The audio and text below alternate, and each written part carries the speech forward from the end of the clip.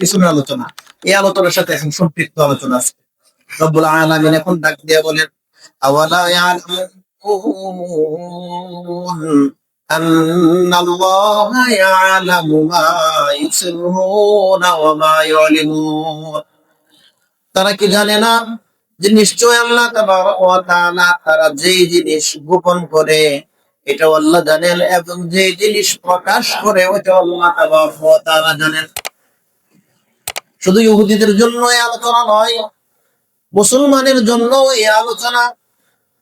রব্বুল আলামিন ডাক দিয়ে বলতেছেন, ইহুদিদের জন্য শুধু কোরআন নাযিল হয়েছে ব্যাপারটা এমন না, কিয়ামত পর্যন্ত কোরআন থাকবে।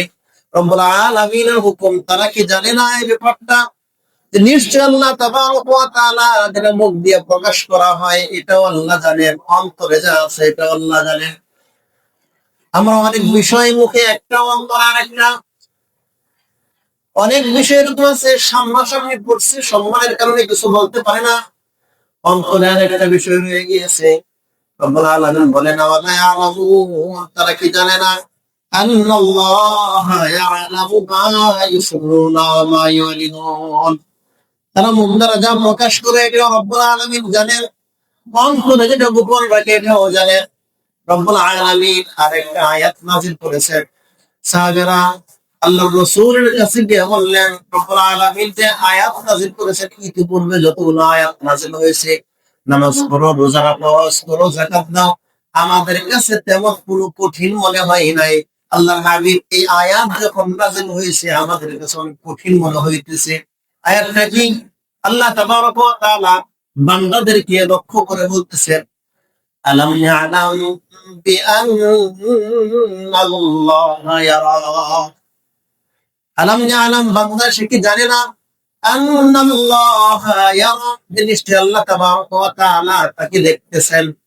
চিন্তা করেন একবার, যদি এই মজলিসের মধ্যে সিসিটিভি ক্যামেরা থাকে, যে দোকানে সিসিটিভি ক্যামেরা থাকে, আশপাশ সিসিটিভি ক্যামেরা থাকে, চুরে চুরি করতে সতর্ক হয়, চুরি করা যাবে না, ধরা খাইতে হবে, পন্থা অবলম্বন করে মানুষ অপকর্ম, খারাপ কাজ, অনৈতিক কাজের মধ্যে সতর্ক হয়ে যায়।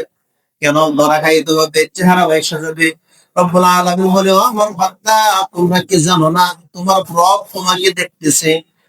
তুমি ঘরে বসে কি করতেছো দেখতেছে, তুমি দোকানে বসে কি করতেছো দেখতেছে, ব্যবসা বাণিজ্যে কি করতেছো দেখতেছে, চাকরিতে কি করতেছো দেখতেছে, রাজনীতিতে কি করতেছো দেখতেছে, তুমি রাষ্ট্র পরিচালনায় কি করতেছো তোমার রব দেখতেছে, তুমি শিক্ষা দীক্ষায় কি করতেছো তোমার রব দেখতেছে, তুমি মানুষকে কিভাবে ঠকাচ্ছ রব দেখতেছে, মানুষের সাথে কিভাবে প্রতারণা করতেছো তোমার রব দেখতেছে।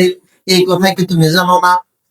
রব্বুল আলামিন বলেন, এই কথা কি তুমি জানো না? এই কথা যখন বললো, সাহাবীরা রাসূলের কাছে এসে বলছে, রাসূল নামাজ পড়া তেমন কঠিন লাগে নাই, নামাজ পড়া তেমন কঠিন লাগে নাই, রোজা রাখা তেমন কঠিন লাগে নাই।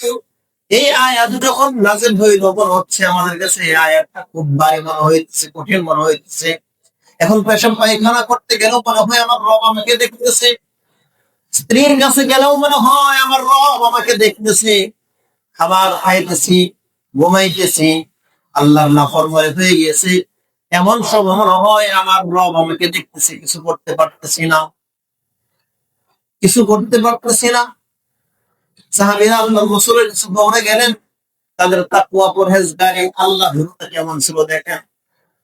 তারা এই কথা মনে করতেন যে আল্লাহ আমাকে দেখতেছে। দুনিয়ার জীবন ফানি জীবন, দুনিয়ার জীবন অল্প সময়ের জিন্দেগি। এই একটা শিক্ষা যদি আমি আপনি আমার মনের মধ্যে রাখতে পারি, আল্লাহ আমাকে দেখতেছে, অনেক ওয়াজের দরকার হবে না, অনেক নসিহতের দরকার হবে না, অনেক কিছু বর্ণনা করার দরকার হবে না, এক ওয়াজই যথেষ্ট। আমার আল্লাহ আমাকে দেখতেছে, আমাকে গুনাহ থেকে বাঁচানোর জন্য এই কথাই যথেষ্ট, আমার আল্লাহ আমাকে দেখতেছে। আরে ভাই, যদি গুনাহ করি, কোন সন্তান মা বাবার সামনে সিগারেট খায় না?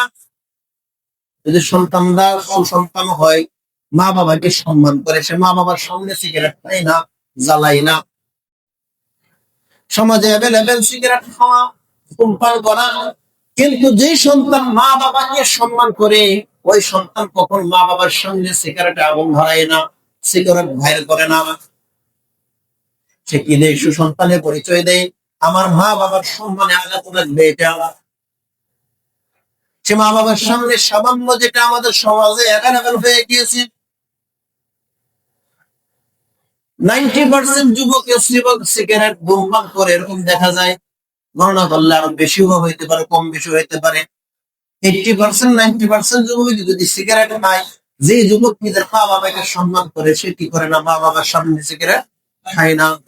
যে যুবক গুনাহ করে অভ্যস্ত, যে যুবক, যে ব্যক্তি গুনাহ করে অভ্যস্ত, গুনাহ করতেছে, দিব্যি গুনাহ করতেছে, সারা রাত্র নর্তকীদের গান দেখতেছে, বিভিন্ন গুনাহ সে কি করতেছে? উপভোগ করতেছে।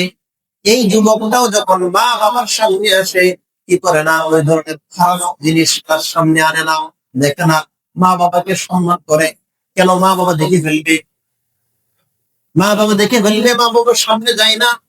মুরব্বীদের সামনে এরকম কাজ করে না। যে যুবকটা সারাদিন রাত্র মেয়ের সাথে কথা বলে, মা বাবার সামনে কথা বলে না, কেন? মা বাবা দেখে ফেলবে।